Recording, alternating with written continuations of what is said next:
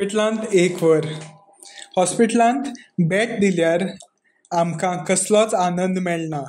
हॉस्पिटल हें एक दुयेंत आनी दुखी लोकांचें घर. तांकां बेड दिवपी मनशाचेर तांचो निराश करपी परिणाम जाता. फाटल्या आयतारा हांवें म्हज्या इश्टाक बेड दिवंक थारायलें. ताचो उजवो पांय मोडलेलो. हॉस्पिटलाची मुखेल इमारत वेवस्थीत आनी निवळ आशिल्ली. म्हज्या उजव्या वाटेन चवकशी कक्ष आशिल्ले. हांव चलून जनरल वॉर्डांत पावलों. थंय म्हज्या इश्टाची खबर घेतली आनी दोळे भोंवडावन पळयलें की दुयेंती आपल्या खाटीर ओग्गीच पडून आशिल्लीं आनी दोतोर तांकां तपासतालो आनी नर्स तांकां वखदां दिताली.